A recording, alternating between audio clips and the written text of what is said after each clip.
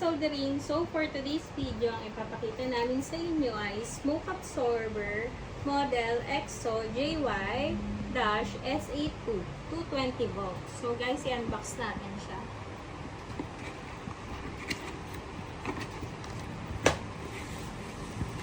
So guys, meron siyang kasamang manual.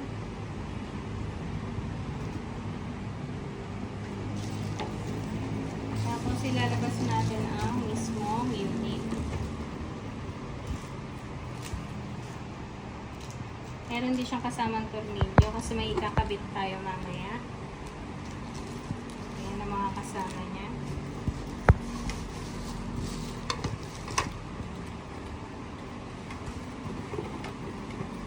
So ito ang kanyang unit.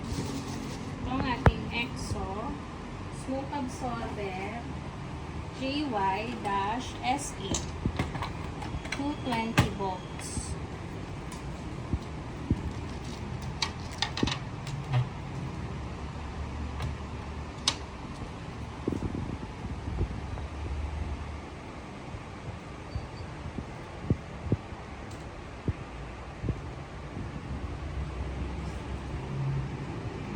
So what is the use of smoke absorber EXO JY-SA2 220 volts?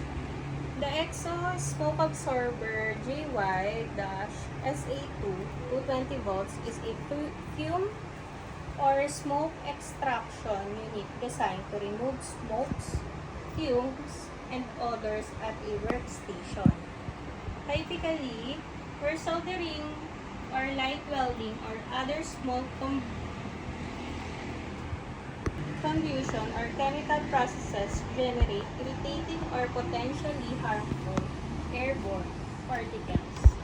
It is powered by a 220 volts AC supply and uses a fan and replaceable filter, often with activated carbon, to draw in contaminated air, filter out smoke and gases. What it's used for. Number 1. Soldering and electronics workstations. Help suck up smoke and flux fumes generated during soldering to keep the air around the bench cleaner. Number 2. Small welding tasks removes light welding fumes near handheld or small arc welding operations, not industrial scale. Number 3. General smoke or odor absorption. Reduces odors and visible smoke in enclosed work areas by filtering air through activated carbon or similar media. How it works. Number 1. A fan draws in air containing smoke and fumes. Number 2. The air passes through a filter, often activated carbon that captures particulates and gaseous compounds. Number 3. Cleaner air in them is then expelled, improving air quality around the device. Key characteristics. Voltage 220 volts AC standard mains powered in many countries including the Philippines. Number 2. Portable bench top. Typically compact and meant for use near a small workstation. Number 3. Filter replaceability. Filters can be replaced when saturated to maintain effectiveness. In short, it's a workstation air cleaner for fumes and smoke, ideal for operations like soldering, light welding, or hobbyist bench work where small amounts of smoke and odor need to be controlled. So guys, ito yung ilalagay natin dito.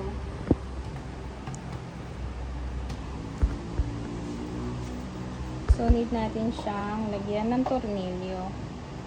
So, guys, ito yung mga tornilyo niya. Ilalagay muna natin siya. Guys, nakabit na natin siya. Natornilyuhan na natin siya. So, i-try naman natin siya. So, guys, i-ano na natin siya. I-open natin siya. Ito yung kanyang on and off. Ayun, guys. Umilaw siya. And then, nagana din siya. Naririnig nyo yun, guys.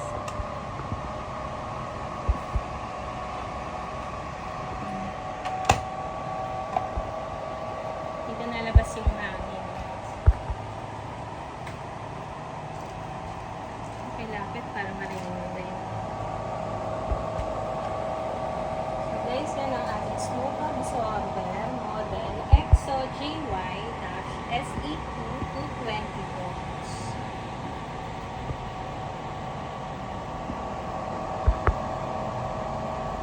Ikot natin siya.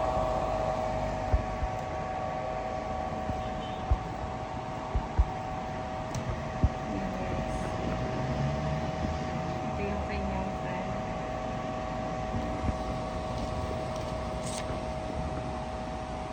Ayan, guys, ang nalipad siya. Lipad yung ating papel.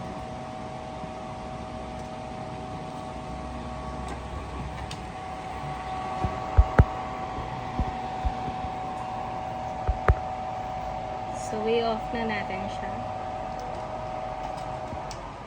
So, guys, ayun lang.